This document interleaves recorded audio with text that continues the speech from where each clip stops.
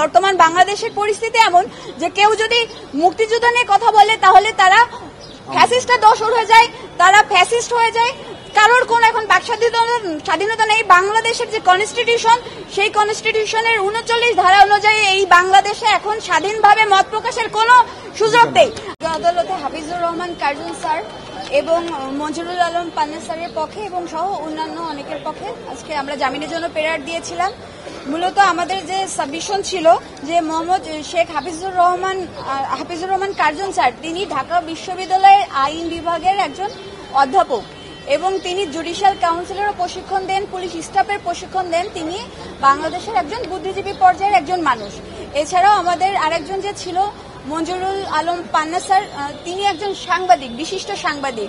আজ আমরা কোর্টে এটাই সাবমিশন করেছি যে আজকে এই স্বাধীন বাংলাদেশে একজন মুক্তিযোদ্ধা, একজন সাংবাদিক, একজন বিশিষ্ট অধ্যাপক, ঢাকা বিশ্ববিদ্যালয়ের আইন বিভাগের অধ্যাপক সহ আরো অন্যান্য সম্মানিত ব্যক্তিবর্গ, তাদের সাথে ওপেনে মব করা হলো এবং তাদেরকে লাঞ্ছিত করা হলো, তাদেরকে আঘাত করা হলো। যেখানে এই যে আঘাত করা হয়েছে তাদের সাথে, সেখানে মূলত ক্রিমিনাল অফেন্স হয়েছে তাদের সাথে ৩২৫, ৩২৩ এগুলো হয়েছে তাদের সাথে, তাদের মানহানি হয়েছে এবং যেখানে তারা ভিকটিম হয়েছে অথচ তাদেরকে আবার কোর্টে এনে গ্রেপ্তার দেখানো হচ্ছে, তাও আবার সন্ত্রাস বিরোধী আইনে। তারা কোনো ধরনের সন্ত্রাসমূলক কোনো কার্যক্রম করে নাই। বর্তমান বাংলাদেশের পরিস্থিতি এমন যে কেউ যদি মুক্তিযুদ্ধ নিয়ে কথা বলে তাহলে তারা ফ্যাসিস্টের দোসর হয়ে যায়, তারা ফ্যাসিস্ট হয়ে যায়। কারোর কোন এখন বাক স্বাধীনতা নেই। বাংলাদেশের যে কনস্টিটিউশন, সেই কনস্টিটিউশনের ৩৯ ধারা অনুযায়ী এই বাংলাদেশে এখন স্বাধীনভাবে মত প্রকাশের কোনো সুযোগ নেই। আজকে যে সাংবাদিক, মুক্তিযোদ্ধা এবং অধ্যাপক গ্রেপ্তার হলো, এর মাধ্যমেই দৃশ্যমান যে এই দেশে এখন সাকসেসফুলি মব ভায়োলেন্স চলছে এবং সেটা রাষ্ট্রীয় দায়ভারের জন্য নিতে হবে। কারণ এটা তাদেরকে যেহেতু গ্রেপ্তার করে রাষ্ট্রীয় আইনের সদর্পণ করা হয়েছে, এ থেকে প্রতিমান হয় যে এর সাথে বর্তমান সরকারের এই দায়ভারটা নেওয়া লাগবে।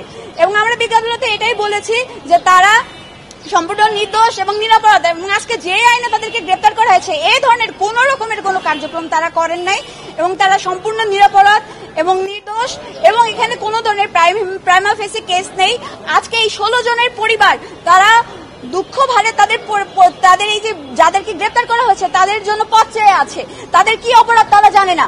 তারা তাদের যে মতামত একটি স্বাধীন রাষ্ট্রে সেটাই পেশ করেছে, অথচ তাদেরকে আজকে গ্রেপ্তার করা হলো এবং ন্যায় বিচার ছাড়াই তাদেরকে আবার জেল হাজতেও প্রেরণ করা হলো। আমরা আশা করেছিলাম আমরা বিজ্ঞ আদালত থেকে ন্যায় বিচার পাবো, তাদেরকে জামিন প্রদান করা হবে, কিন্তু এ ধরনের কোনো কিছুই করা হলো না এবং তাদেরকে গ্রেপ্তার করা হলো কোনো ধরনের ডকুমেন্টস ছাড়া।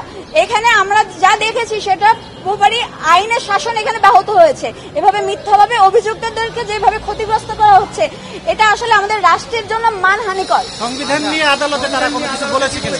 তারা বলেছে, আমাদের যে আসামিরা ছিল তারা নিজেরাই বলেছে, তিনি যেহেতু একজন আইনের অধ্যাপক, তিনি বলেছেন যে 33 অনুযায়ী একজন নাগরিকের যে অধিকার রয়েছে, একজন নাগরিককে গ্রেপ্তার করার পরে যেভাবে রাখা উচিত ছিল, যে ধরনের কন্ডিশন থাকা দরকার ছিল, তার কোনো কিছুই প্রতীয়মান ছিল না এবং তাদেরকে একটি ঘরে রাখা হয়েছে, সে ঘরে ফ্যান পর্যন্ত না এই গরমের মধ্যে এবং ধুলাবালির মধ্যে, এবং তাদের সাথে এমন ভাবে খুবই খারাপ ভাবে আসলে ওখানে ব্যবহার করা হয়েছে, যেখানে তাদের 33 যে আর্টিকেল রয়েছে সংবিধানের, সেখানে যে ধরনের অধিকার দেওয়া হয়েছে সেটা সম্পূর্ণ আকারে লঙ্ঘন হয়েছে।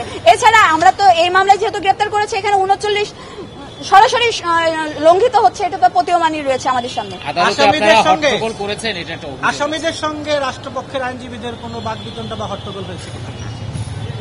আজকে আসামির পক্ষে আমরাই ছিলাম, আসামির পক্ষ থেকে কোন ধরনের হট্টগোল হয় নাই এবং রাষ্ট্রপক্ষ তাদের কথা বলেছে, কিন্তু যখন আসামিরা নিজেরা কথা বলতে গিয়েছে সে সময় কিছুটা হট্টগোল আমরা লক্ষ্য করেছি।